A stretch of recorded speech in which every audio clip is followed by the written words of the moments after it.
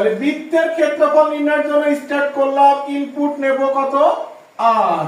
আমরা জানি বৃত্তের ক্ষেত্রফল নির্ণয়ের সূত্র পাই আর স্কয়ার। বৃত্তের ক্ষেত্রফলের সূত্র কি হবে? পাই আর স্কয়ার হবে।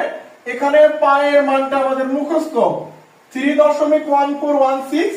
তাহলে এটা হচ্ছে ফিক্সড নাম্বার, যেটা ফিক্সড বা নির্দিষ্ট থাকে সেটা কখনো ইনপুট হতে পারে না। যার মানটা রেগুলার পরিবর্তন হয় সেই মানটাই আমরা ইনপুট হিসেবে গ্রহণ করি। তাহলে আর মানে হচ্ছে ব্যাসার্ধ, বৃত্তের ব্যাসার্ধ। তো বৃত্তের ব্যাসার্ধ চেঞ্জ হয়, বৃত্ত ছোট নিলে ব্যাসার্ধ ছোট, বৃত্ত বড় নিলে ব্যাসার্ধ বড় হবে। এই জন্য আমরা এখানে ইনপুট নিয়েছি কি আর। তো ইনপুট আর নিলাম, যেহেতু আমাদের ক্ষেত্রফল বের করতে বলতেছে, তো ক্ষেত্রফল মানে এরিয়া। তো এই দেখো আমরা এখানে এরিয়া লিখলাম। তাহলে এরিয়া কি হবে? বৃত্তের ক্ষেত্রফল পাই আর স্কয়ার, পাই আর স্কয়ার। এখানে পাই রাখলাম, এখানে কি আর স্কয়ার লিখে দেবো?